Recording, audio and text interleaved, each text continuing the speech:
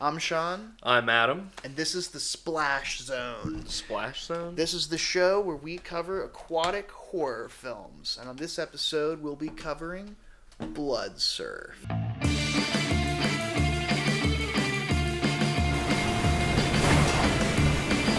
Why did you get the canoe?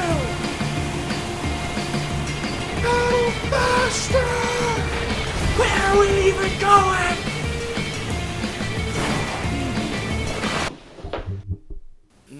No. I've got that we're covering Abominable from 2020, and this is SasqWatch, in case any of you were wondering. Aw. We could do both. We could do both shows.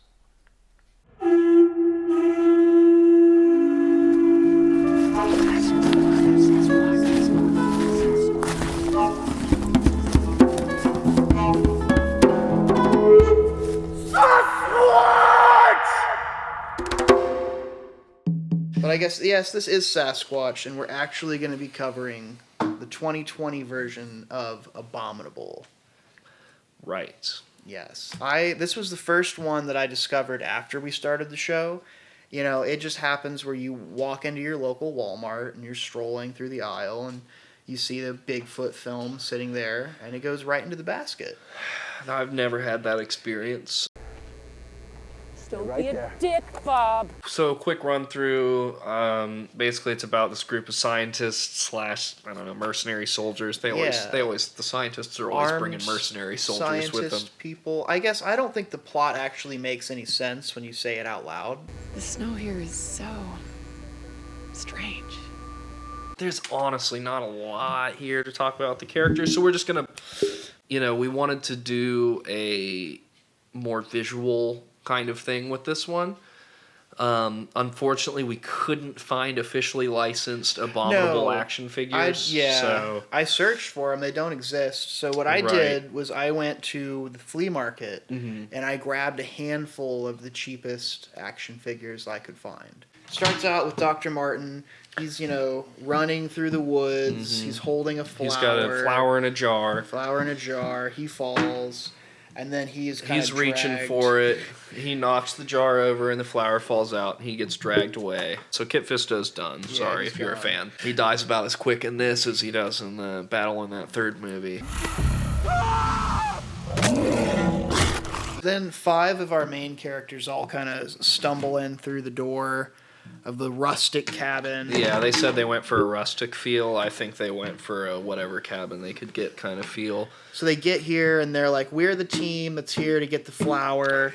We're looking around and all the other scientists are missing, and they look through their little notes. Yeah, so they're like, Pete, you go ahead and sit at a desk with Sarah and you guys do computer stuff. Yeah, and they're like, we're going to go out and we're going to look for the flower. They find Dr. Martin's journal. It's Bob. Yeah, Bob and Dr. Helen. They go off and look for the flower with the journal. Yep. Sarah, for some reason, leaves with Victor. Yep. They go to set up a beacon. Solomon goes off on his own. No, Solomon was just out in the woods somewhere else this time. Oh, right. Because they say Solomon was running point. Most of the dialogue is the characters either talking about the flower or yelling about the beacon. That's pretty much the two things that we talk about. There's a little bit of generator, but it's mostly like, we need a beacon. You go and you gotta set up the beacon. Yeah, so they fix the beacon. We're gonna take a team and set up a beacon. Just set the beacon. Oh, don't worry, Doc. I'm gonna set this beacon. So, correct me if I'm wrong, because I think I misunderstood the beacons the first time. So they go to set the beacons up. They split up to go set these beacons up so they that split they up can into 3 groups. Communicate with each other? Yes. They need to communicate so they can triangulate the area to find where the flower's growing. Right, so they're trying to communicate. They're just trying to split up and establish communication so they can cover more ground, I guess. Yeah, so while these 3 groups are split up, then we see Solomon. Yeah, he's on his own. He finds the dead body of one of those other scientists. Dead already on the ground. Lane, stay with me. Somebody help! He's dragging her for some reason, even though she looks like she's dead. Like, oh. And he's like, somebody help! Help! And then we get our first glimpse of our hero, or villain, I guess, Abominable. He's white in the movie, but whatever. He's being played by Bigfoot here. That we got here. And Bigfoot kind of goes... Yep, just slashes him. He's down. He's dead. They're dead. start with Bob We and kind of Dr. jump between Sarah and Victor and Bob and Dr. Smith, and nothing Helen. really. It's Dr. Helen. It's also Dr. Smith. I have her written down as Dr. Smith, but Dr. Helen Smith is her name. So we kind of cut Dr. between Helen the in two of credits. them as they're like trying to figure stuff out. I think this side of the conversation, they're talking about the flower, and we learned that the flower has magical healing properties, and that this area is very strange because I say, Dr. Helen said, quote, "This snow is very old." And that's when we find out that Dr. Helen has Some sort of cancer? disease. Yeah, Yes. she's dying. And so this is more than just saving millions of lives with science. This is also about her maybe not dying. And Bob, he's like, well, what a coincidence, Dr. Helen, because I also have a dying family member. So it would really be cool if we found this flower that could just like fix death, you know, that would be pretty cool. So let's go and we'll read this journal that has all these scientific notes in it. And the commentary, the producer was like, one of the producers was like, oh, we wanted to get, some more real talk stuff in here. So Sarah, she used to be like a photojournalist or something in Iraq. She's talking about how war's tough because people destroy themselves. And then the producer in the commentary was trying to make some sort of connection between that and like the struggle between these characters and Bigfoot and each other, and it does not translate. Had we only taken a minute to realize that the enemy was never going to attack us, that in order to win the war, they had to force us to destroy ourselves. They talk to Pete. He's sitting in a chair, and they're like, Pete, we found this broken beacon. And he's like, oh, you should fix it. And you're like, how are they talking to each other if they don't have the beacon yet? Yeah, that's weird, because they talked... Well, we forgot to mention this area they're in is some big technological dead zone of some sort. It's got old snow, and nobody knows what's going on there. Right. They're thinking it's like a lost world or something. I don't know what the deal is, but... Yeah, so they're trying to fix it, and then they hear, roar in the woods, and they're like highly trained combat people, so they start firing their guns into the woods blindly. Now. Victor's just like, you should just run, it's the only way. I'll distract him. So they split up, and you take her, Right. and she starts... Yeah, and they're dancing running back to ostensibly in the to same this area direction. where Pete is. Yeah. Well, she doesn't even get there that fast. First, No, but do we see her again between there? Yes. We do. we do. So he's running. Bigfoot kind of catches up. You be Bigfoot here, Okay, because this is the best part of the movie. Oh yeah, he kind of catches up to him. Meanwhile, before they were over here talking about the beacon, there was this guy. Right after the person is dragging the body, when he slashes him and kills him, we Solomon. immediately cut to a character we've never seen before, which really confused us in our first watch Yeah, through. at first I thought it was Solomon and that he wasn't dead yet, and now he was like staggering with no eye. Yeah, and because I we're was like, oh, we're killing- introduced to this large man who's not dressed for sub-zero temperatures. So At I don't know all. if he lost his hat or what, but clearly he wasn't prepared. He's stumbling. He's clearly already been attacked. He's got one eye. And then here comes Bigfoot to rip his face off. I No, believe? he bashes his head into into a tree. Yeah, this will be the tree. Bash his head well, in I there. dropped him there. I'll be him. You bash my head. Yeah, kind of like Yeah, that. then Couple he's smashes, gone. He's dead, and we never, even figure out what his name was. Best part of the movie. He gets a hold of Victor. Yeah, he's grabbing Victor. He's pulling him. He's tugging him around. He's tugging on his arm. He's ripping. He's tearing. And there we go. The arm pops off. He's dead. He proceeds to then rip his face off. Is that the one? Rips his jaw. Rips his jaw off. So just from here down, he's ripping. We're not going to do that. That's harder to do. Not Helen, Sarah. Sarah, yeah. She runs. Eventually, after some stuff, she gets back to Pete. They have a conversation. Pete's hiding when she gets back, if I remember right, because he heard some spooky noises. At some point, he goes outside and sees Bigfoot, and he goes back inside. That's about it. Yeah, and they're like, oh, we got to fix the other beacon or whatever. Yeah, they talk about the beacon. I think there's a generator at some point. That's what they're going to fix is the generator, which, whatever. So they're now cooperating as a team. More ancient than the first Neanderthal. Which would explain all the legends referring to a Yeti. So yeah, they're trying to fix it. Roar, roar, he's coming. He mashes Pete up a little bit. He's not dead yet, though. Yeah.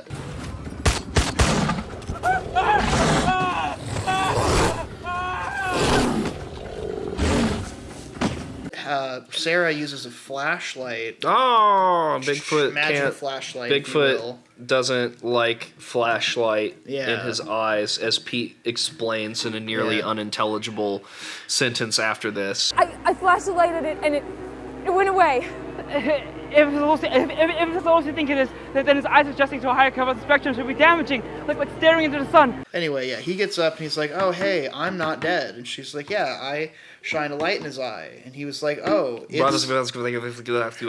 And they're like, okay, yeah, that makes sense. And then It doesn't make sense, though. It doesn't make sense because he says that his eyes must have a hard time adjusting or something, but it's daytime when this happens. It's daytime, and he's a snow creature. He's all right. Snow blindness is a real thing. Snow blindness is a very real thing, and if you're a man or an animal or something in between that lives in a consistently snowy area with old snow, it's gonna shine. The sun's gonna reflect. It's gonna be super bright all the time. I can't imagine maybe adjusting to dark light, but yeah. So I think Pete was wrong, and I think that the Yeti might have just been kind of annoyed more than like. I mean, he was not willing to go, and he ran off. So she was like, I scared him off with the light, a trick that they never really use again. Nothing's what it seems, Doc. I'd expect someone of your intellect would understand that. Bob and Helen are talking, and it's my favorite scene in the movie because Bob reveals that he doesn't have a sick, dying family member. In fact, he was just in it for killing and selling Bigfoot, revealing that Bob was a scorpion the whole time. Yes, Bob turns out to be a secret human bad guy. We were waiting for it. He says that he doesn't even want the flower. He could make more money selling the Yeti's blood on the black market. Yeah, I don't know if he uses those words specifically, but he talks about how Bigfoot's going to net him more money than the flower. This abominable snowman make me far richer than any pure whatever, okay? And then in the commentary, the producer's like, oh, well, how's he going to get the body down the mountain? Guess he didn't think that through. And it's like, I don't know if he's the only one that didn't think that through. Shoots her in the leg, steals the journal. That's when you really get to you're the see. real beast. Oh God, you're the real beast. I liked "Don't Be a Dick, Bob" more than that one. Don't be a dick, Bob. It's like, Because it sounds like he's like taking the last beer at a party or something, not about to kill her and holding her at gunpoint. So yeah, Bob steals the journal of Martin. Yeah, and he goes off to read it. He like runs off and starts reading the journal. Yeah, he cracks it open, and that's when you really get to see what information was in the journal. And you're like, this must have been a doctor who was up here to look for a flower. And I swear to God, there's little doodles of a Yeti face. It looks like somebody was bored in class. She just ties it right up. She goes right off after him. She walks it off. She walks that shit off. Yeah, and starts following. catches Somehow up with she him. knows where he's going. Well, I think that he was waiting for her because they said in the commentary, like, he's not a stupid guy, although he didn't think about how he's going to get Bigfoot back down. But so that's she's happening. like, he's not stupid. He knows she's going to follow him. At some point back at the cabin, Pete and Sarah split up again because they got the beacon working, and now it's telling her where to go to find the flower. Pete's sitting in his freaking chair, and Bigfoot comes and just bites a big fat chunk out of his neck, kills him. I don't think he eats him. I think he just chose to kill him that way. And then Pete's dead. Yeah, I don't think we go back to that cabin either. Sarah's there, Bigfoot's there, Scorpion's there. Then these two somehow kind of run off 20 meters away. Right. And, that's right. Bob just, shoots the Yeti to death. Yes, because then he's like, I shot you. Look at my face. I'm the one who did this. Yeah. I did this to you. Look at me. Look at me. Shoots him. He's dancing around him. And then the Yeti. It's a definite, mountain Prince Oberyn situation where the Yeti then just, of course, grabs him and kills him. He tears his face off. Yeah, and the Yeti's not dead. So then we've got to deal with, Sarah and Dr. Smith have to try and get out of there. Fair to point out, we were arguing about Smith earlier, and Smith, regardless of whether it's the doctor's last name, it is Pocahontas' last name, so I feel like it's still applicable. You know what? I'm so glad you brought that up, because I thought that there was no connection in any way, shape, or form. And now there is. Now there is. Smith. Take it out and run. Take it. No! Take it. Go. Sarah picks the flower. She picks the flower, and then she runs away because Dr. Helen's just like, leave me, I'll die. And she's like, okay. So she's got the flower, and she runs away. And she runs and she runs, and then she just passes out.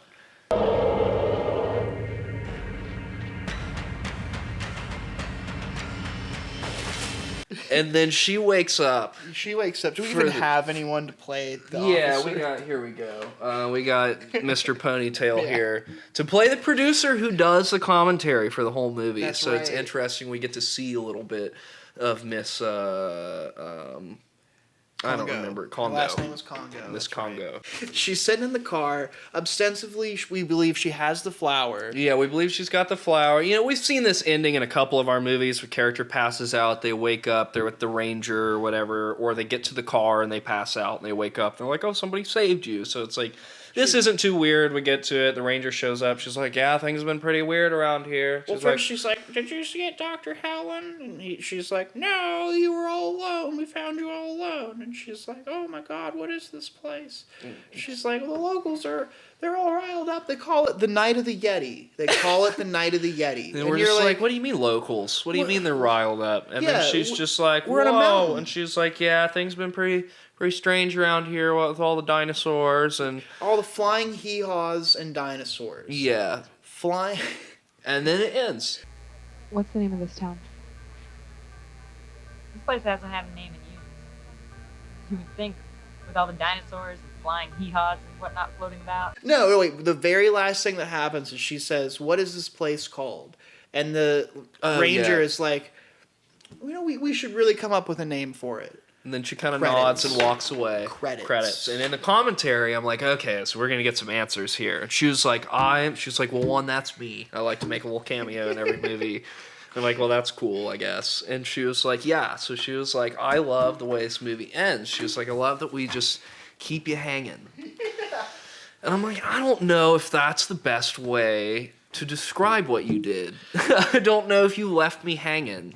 You, introduced a whole new cliff and then pushed me off of it. You think this is still about that goddamn cure? It was always about saving your own ass.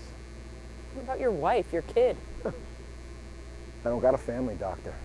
The Yeti foot used the flower to heal his bullet wounds at one point, and he did it in the most... You would think, does he eat the flower? No, he just mashes it. He crushes it and stuffs it into the bullet holes, and it just, heals it.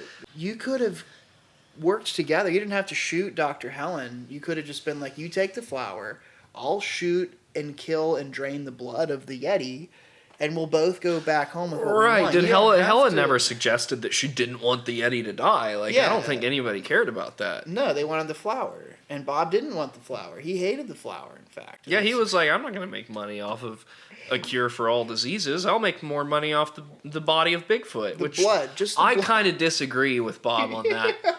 Because I've seen the price gouging that people will do when they own, certain medicines. And this is a cure to everything. It's super hard to get. It's like somebody... Bob could have made a ton of money, but he's clearly not a business-minded man. It's like if somebody was like, oh, if we get this insulin, we can sell it and make a lot of money. And somebody's like, what if instead I destroy the insulin and I take the blood of a diabetic person and sell that? This is man's last great hunt. This is final nemesis. I'm taking him down. I don't know if there's any monsters that have insulin in them. There's a diabetic. There's a diabetic centaur monster in Marvel Comics. It's the only one I know of. Really? Yeah. Wow. Robert, you bastard. The camera work, I think, is good. The editing is fine. The we'll put the acting's score not good. we'll put the score aside for the moment. Like, I think That even person- even with a better script, I think some of those actors would have continued to struggle. That we know that the conditions for the film were like sub-zero Yeah, they temperatures. actually shot part of this movie in St. Petersburg, Russia. So Most it of was it in like, Maine, though. yeah, we're not clear on how much was shot in Russia or like what they did there. We do know like at least one, sounded like maybe more than one, like crew or cast. I don't know if it was crew or cast did get frostbite during this movie. Somebody was really cold. They were having some electrical, like technical issues because their batteries were getting too cold, stuff like that. Yeah, But so as far as that goes, I think that it's a pretty accomplished movie. It's always just the script where I'm like, okay, it's not enough to say that there's a Yeti in the woods. You also have to add that the Yeti is the protector of the flower and uses the flower.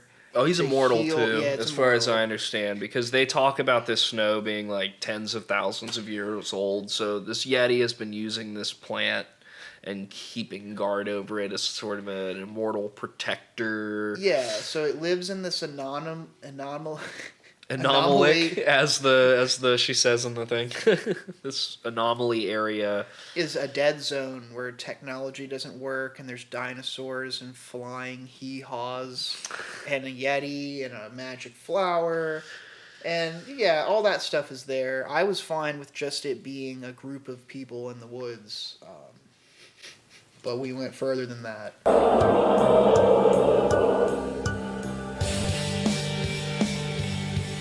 At the end of the movie, they're doing this big epic like boom, boom, boom. It's kind of, yeah, it's bad. What would you give it as a final rating? I would say when you include all of the silliness of the plot, you add in the fact that this movie is less than 80 minutes long. I'm gonna give it 3 big feet. It's really fun. I really liked when he killed Victor. I really liked that part, and it makes me, it's a silly movie, but I got to break out all my toys and have fun with them, and I can't fault the movie for that. I had a good time with it. Strictly for the special effects, I will give this movie a generous 2 big feet.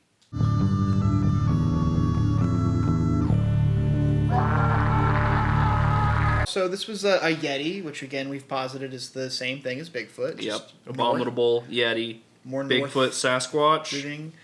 all the same. Had white fur. This is the first time we've encountered that. Yep, it is. He's been around since the beginning of time.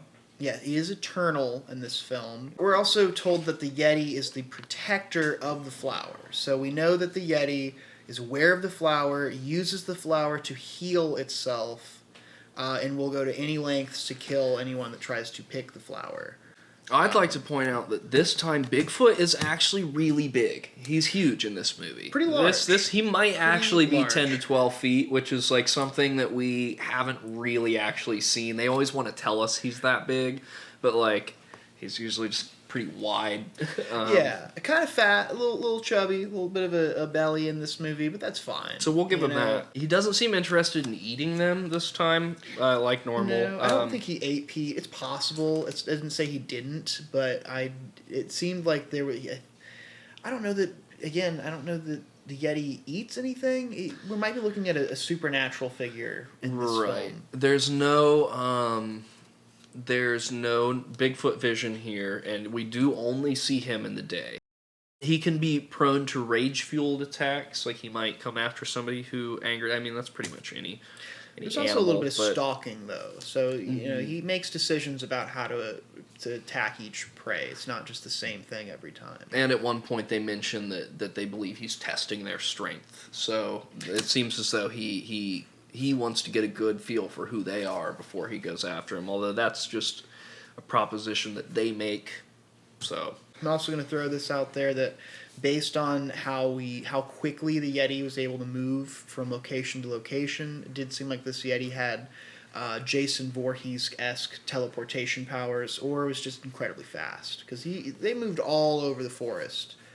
and it seemed like the Yeti was there to growl at everybody. I mean, it's hard to tell exactly how far even they were from each other because the locations are weird. We'll touch on later, and we touched on, I think, earlier, that this movie was shot in 2 totally different locations, so it's hard to really say like where they are in reference to each other. But I mean, it is a sonic pocket, so yeah, so maybe he can travel through sonic pockets. This is the night of the Yeti.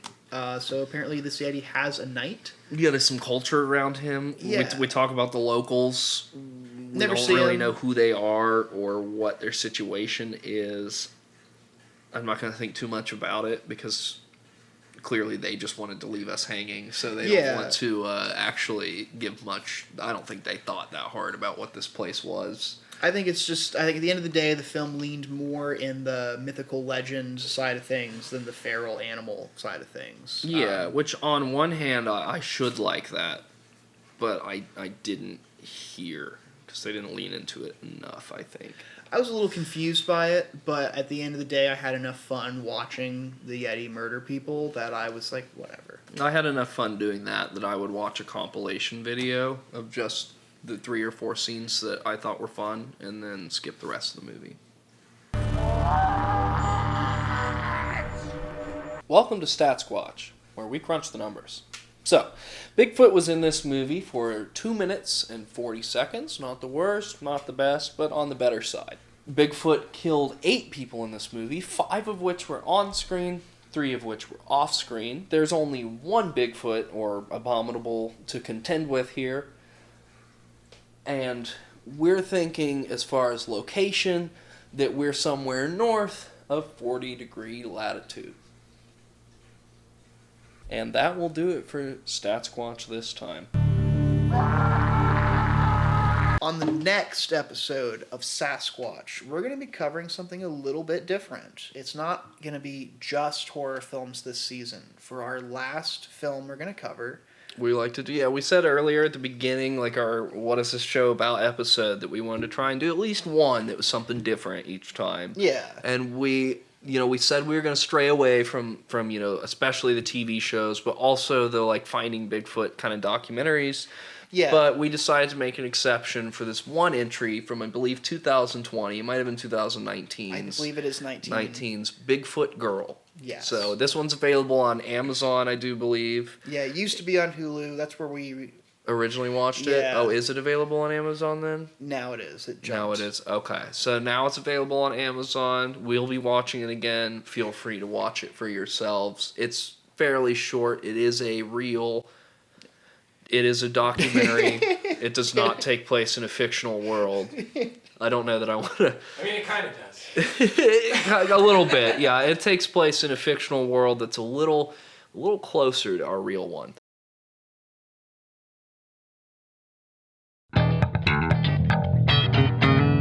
SasqWatch. I want to say that she picked the flower, and I was like, you killed it, right? You just killed the flower. Like, you're a scientist and a soldier, and you've been sent on this mission. You've braved the Yeti to get this flower to save people from death, and you just killed it. Like and subscribe, and join us for our last film for this season.